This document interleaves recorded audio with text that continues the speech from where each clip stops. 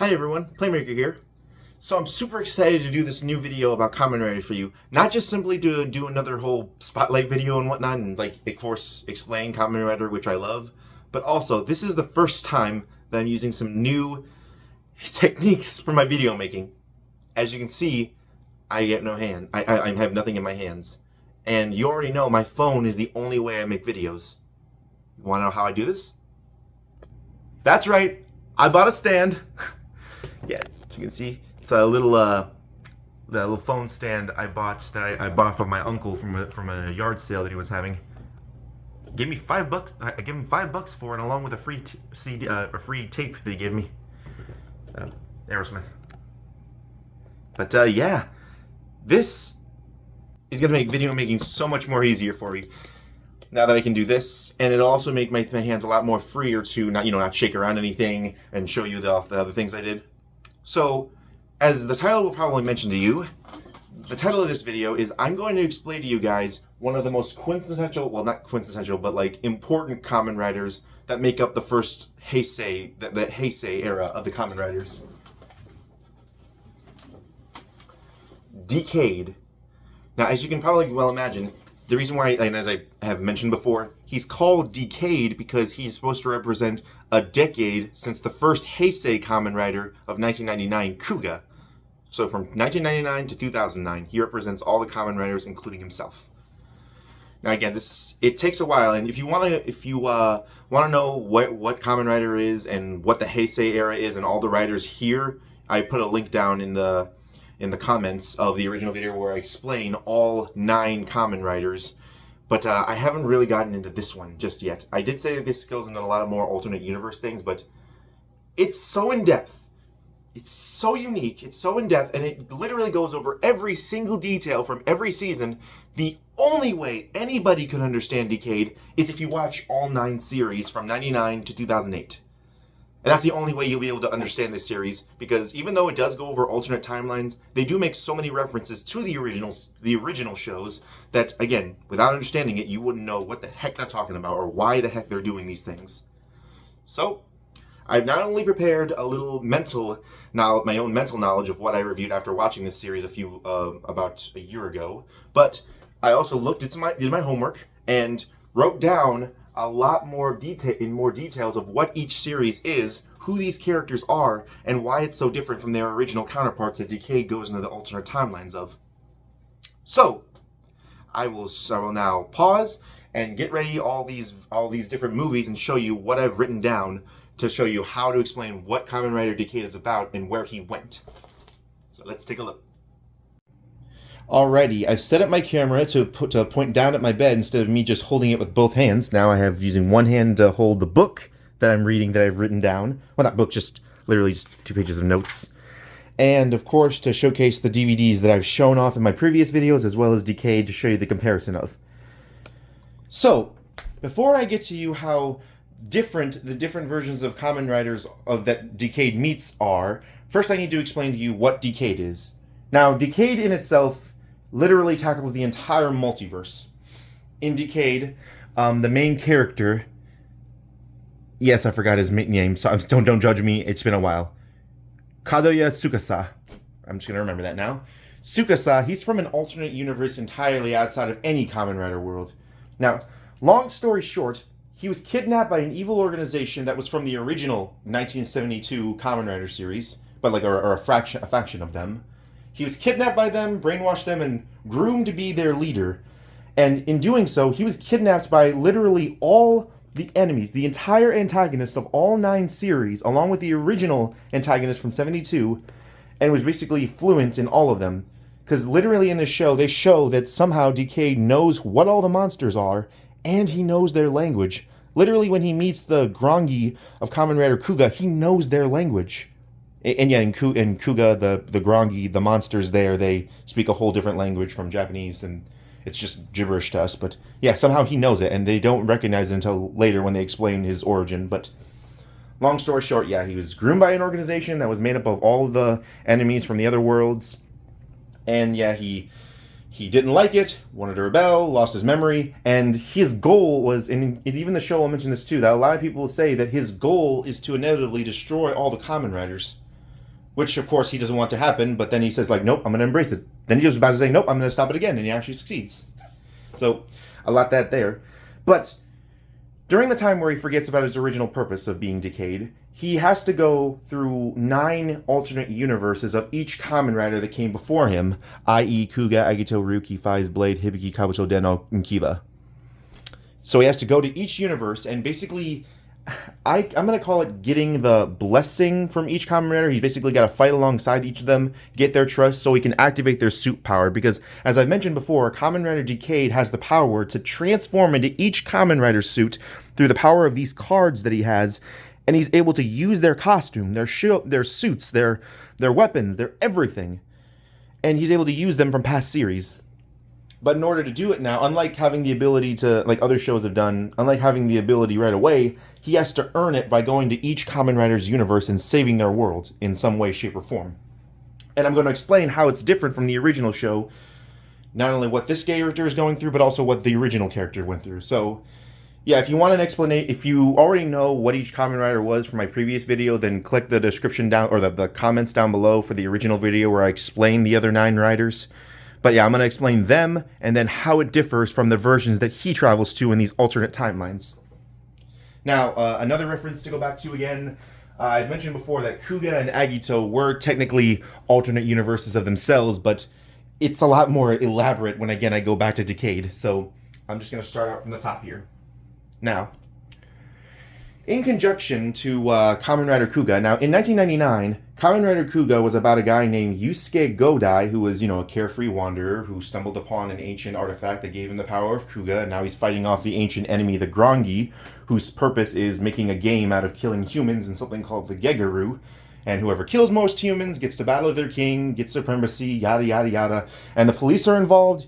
The police help him, they're really helpful to him. He likes a certain policeman called Ichijo-san. Ichijo-san is Yusuke Godai's best good friend in the police industry. He gives him his motorcycle and everything. And that's basically his story. But when Decayed, when he visits the world of Kuga, that's what he calls them, the world of each Kamen Rider, the world of Kuga, Agito, Ryuki, he doesn't meet Yusuke Godai. He doesn't meet him in all the events that happens here. He meets an alternate universe version of Kuga named Yusuke Onodera. Now, Yusuke Onodera's story is essentially the same as him, found an ancient artifact, he fights the Grongi and whatnot, but unlike Godai, his best friend is actually his sister. He doesn't meet Ichijo-san, who's a regular detective at the agency, at the police department that fights the Grongi. His detective friend is his own sister, Minori Onodera. And, yeah, they have a whole brother-sister bond, whereas in the real show, they have like a, brother-good-friend bond. And yeah, that's what's different. And also, the king, they have a king in this, the king of the Grongi in this, but the king is way different from the one in Kuga, in this Kuga, the alternate Kuga from Decayed. Again, you'd have to watch it to understand, but in 3 episodes, they explain how vastly different the outcome of this world was to this one, even though they're essentially supposed to be the same character. But yeah, that's the world of that. Now, as I've mentioned before just a minute ago, that Agito was meant to be an alternate universe of Kuga. It's essentially the same plot point here, where in the original Agito, it was basically a continuation of Kuga, where instead of this story just ending, this story ended and then this story started up with a whole new series of monsters called the Unknown, who are fallen angels from their world's deity. Agito was meant to be the sole protector of that world and stop them, yada yada.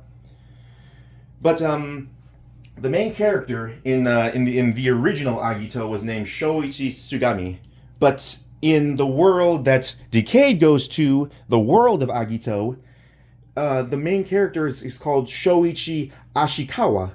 Now, unlike this version of Agito, Ashikawa, he was actually this world's 3rd rider. Now, there were a main rider, a secondary rider, and a 3rd rider.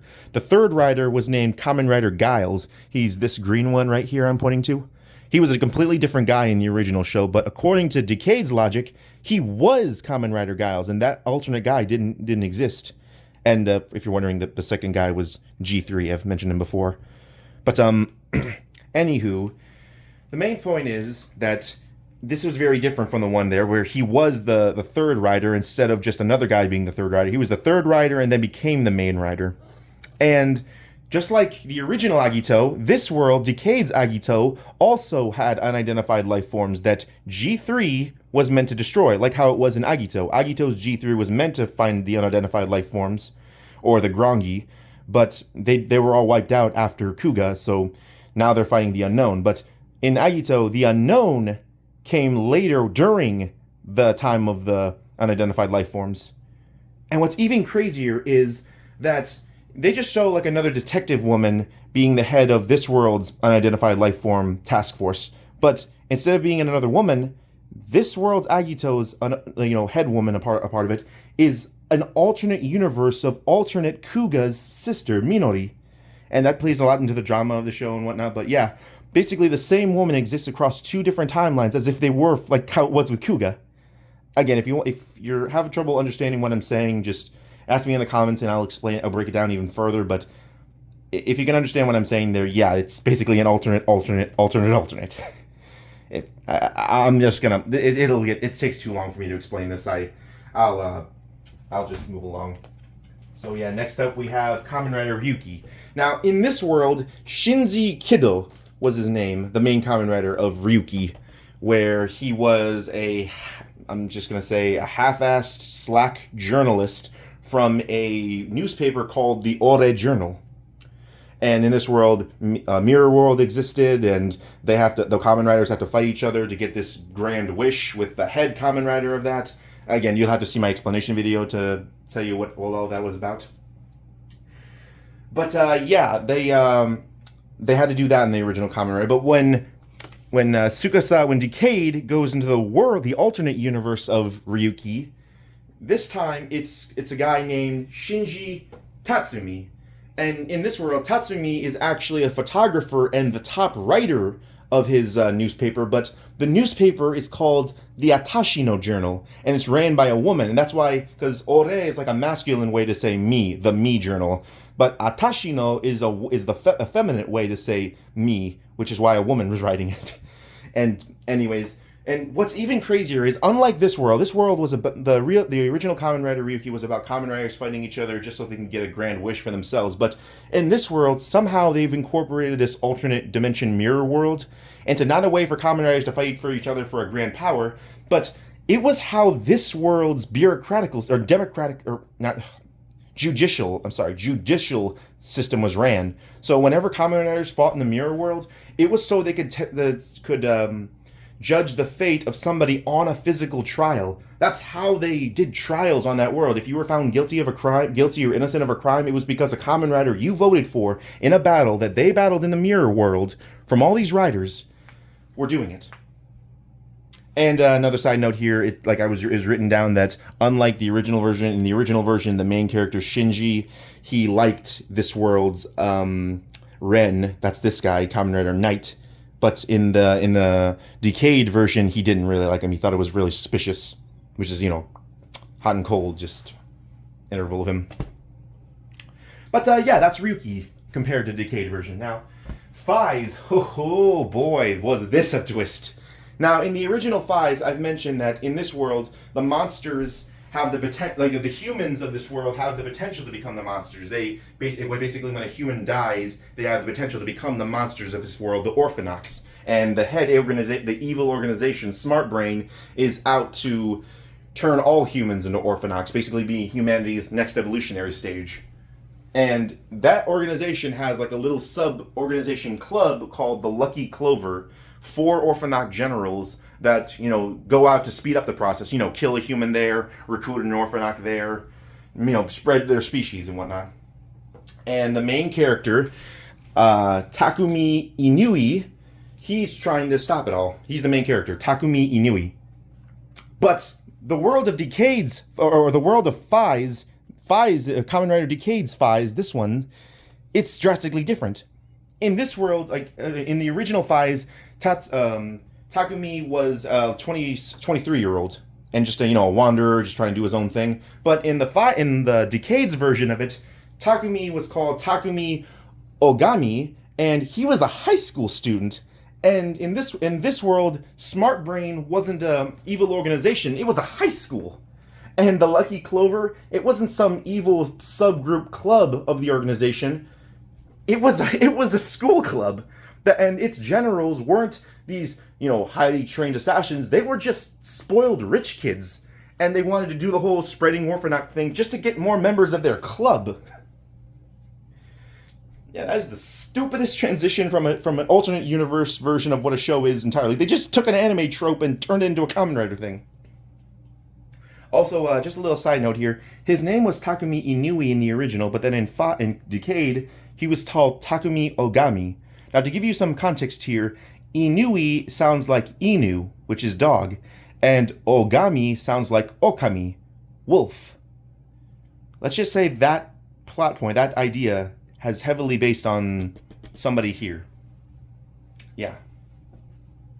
So, next up we're going to go to one of my personal favorites, Blade. Now, Blade, it was sort of different, but kind of badly out there. Because in the original Blade, the man Kazuma Kenzaki, he was a worker for this organization called Board that was trying to destroy the monsters of this world, the undead, who were 53 monsters that are based on playing cards, and they have to basically stop them and seal them up in cards and whatnot. But long story short, in the organization Board was kind of semi shut down. Now it's up to the riders to destroy all the monsters themselves. A lot of stuff happened. And Kenzaki, he's really selfless. He's really loving. He does this solely for humanity. He's a really nice guy. But in the alternate universe of Blade that Decade goes to, his name is Kazuma Kendate.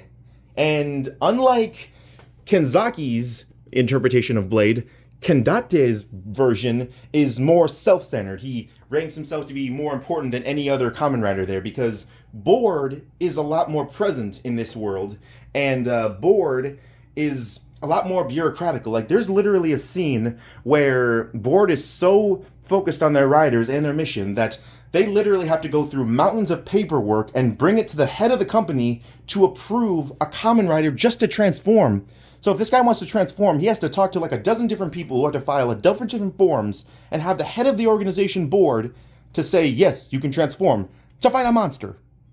And then do literally everything else. So while every other Kamen Rider here just fights and destroys a monster at whim, he has to go through paperwork. And yeah, and each Kamen Rider, I told you that there were 4 of these guys, like hearts, jacks, clubs, diamonds, whatnot. In the Board organization of this world, the ranks are just find who is the highest, and Blade, of course, being the highest, so that's why he's the most arrogant of them all. But yeah, apparently whoever gets to do more is depending on their rank and which one they are, and it's based basically in numerical order, like playing cards with symbols and numbers. Again, a very vast difference from the original show, but again, Decade was meant to be an alternate version of every show.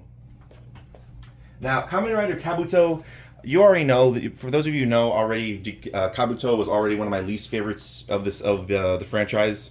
Now, in Kabuto, the original writer of the show, Shoji Tendo, he's very arrogant, very, although what he is focused on what he's doing, the mission of destroying all the worms, the evil aliens from space that are trying to copy humanity and kill them all. He's, really focused, he's arrogant, he says, I am the only one, although he is somewhat friendly. He's loving of his sister, and all that, and the organization of this show, Zect, they're trying to destroy all the worms covertly, while Kabuto, he's a free agent, he just does his own thing. But in the alternate version of where Decade goes to, in the world of Kabuto's alternate timeline, Soji is called Sohoji. That's his name, just Sohgi, not Soji, the original, but yeah. And this version, Soji, he was more friendly and less arrogant than the original. And he was actually an employee of the organization Zect, unlike this one. And you see, here's another plot, here's another, focus point that Kabuto does. So the reason why the worms are so dangerous is not just because they can camouflage themselves as other humans, but the worms possess a capability called clock up. It basically allows them to move at the speed of light, basically like Sonic, so fast they're invisible, which makes them so deadly. But the rider suits that each Kamen Rider wears, it also allows them to do that, transform, go so fast they're at the speed of light, just like the worms. But unlike this version, in the alternate version that Kabuto goes to, that Decay goes to, this Kabuto was not only an actual agent of the Zect organization, but his belt malfunctioned, and now he is permanently stuck in Clock Up. And for some unknown, and for some other reason, his sister, the sister of Kabuto, thinks that Kabuto was somebody else that killed her brother, not that her brother is Kabuto. Again, long story, but yeah, again, just like how the original show wasn't my favorite, the alternate version of Kabuto wasn't really my favorite. It just didn't really catch me the same way. But I digress. Now, Den-O, you're not gonna believe this. I couldn't believe this either, but the world of Den-O is literally the exact same world as this world's Den-O. I've told you before, Den-O, it's about these supernatural beings called the Imagine that go across time wreaking havoc, and they get sent to 2007 where they literally grant people's physical wishes, and if they grant their physical wishes, they attach on to the person's memory, which allows them to travel through time to whatever that memory took place and wreak havoc on the past. That's literally where the same world where they go for the alternate Den-O, except the main guy I told you about in this show, Ryotaro, he teams up with his 4 Imagine friends, because 4 of the Imagine are actually good, and he teams up with the main character and whatnot. Unlike in Decade, he doesn't meet the main character. The main character is off doing something else, while he just teams up with his 4 Imagine friends. And apparently the reason why they even met up with him was just because they were making way for another movie these guys that Den-O was making at the time. Because Den-O made a lot of movies, and Den-O is still a very important Kamen Rider in the franchise, even now, even though it was made 2007. But yeah, in 2009, they were still making another movie that he was trying to, go in on. And that's literally it. They just said that the main character wasn't available, not because he's an alternate actor or another person. It's because he was not there. So yeah. Next up, we have Kiva. Again, to spare the certain friends that I have, the plots of Kiva, basically, okay, so, again, the main character, he's fighting off monsters called Fangire, and all I'm going to say, too, is that in the alternate version of Kiva that he goes to, the monsters are coexisting, and there are people that are trying to stop that coexistence, and the main character, he's also Wataru, but in the original Wataru of Kamen Rider Kiva, he's a 23-year-old man who just likes to keep to himself and is just himself. But in the alternate version of Kiva, he's still Wataru Kurenai, but he's a 12-year-old kid. They just made the main character a 12-year-old kid. What in the world is Japan doing these days? I don't even know. But it's also important to know that, like I said, because these are alternate versions of these characters and because they have alternate names, none of the actors reprise their role, except, however, for Kiva and Blade.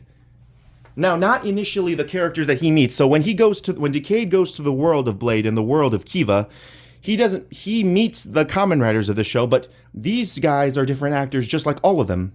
All of them are not the original actors of these shows, but rather alternate versions of themselves. So they get different actors that take up these names that are meant to represent the other characters. But again, it takes a long time to explain, but basically the original actors of Blade and Kiva do return in this series, but only so they could basically be the spiritual guides of this, because I'm sure you've probably seen like certain animes or movie tropes that there's like, some guy on the cliff way behind them that says, you have to fight, you have to continue on your journey, you have to do this. The guy that basically says, you have to go do this and do that. That's what these original actors were meant to do. The original actors returned to basically be that guy to him, even though they already had their own versions of those Kamen Riders. I don't know why they did that, but apparently that's how they wanted to take on their whole multiverse aspect. And Decade doesn't just go into the alternate universes of these riders, he also goes into 2 different early 80s and 70s Kamen Riders alternate universe. So there was a Kamen Rider called Kamen Rider Black and a Kamen Rider Amazon from the 1970s and 80s. He goes to their alternate universe too. And Rascal and Mama Entertainments would know this one. Shinkenger, the Japanese Power Ranger samurai, he goes to their world too. The actual show, because at the time, that Super Sentai show was going on at the exact same time Decade was. But I'm pretty sure Rascal and Mom Entertainment told me that they didn't have that episode. But I did. I saw the episode that these two teamed up. So that was cool. So, yeah, that's Kamen Rider Decade. He goes to alternate universes from the original Kamen Rider shows that these shows came from, and they're all portrayed by different actors, but meant to represent the same character, just in different outcomes and timelines. Again, you might have to go back and rewatch some stuff or whatever, but yeah, the only way you could understand Decade is if you understand this whole Kamen Rider series, because they warp those original franchises. Oh, it's also fun to know that it's not just like the main characters of these two shows that they bring back. They actually bring back some actors of Kiva into the world of the alternate timeline Kiva. So yeah, that's actually pretty cool. So yeah, if you guys are interested in Kamen Rider Kiva, just take a look, or Decade.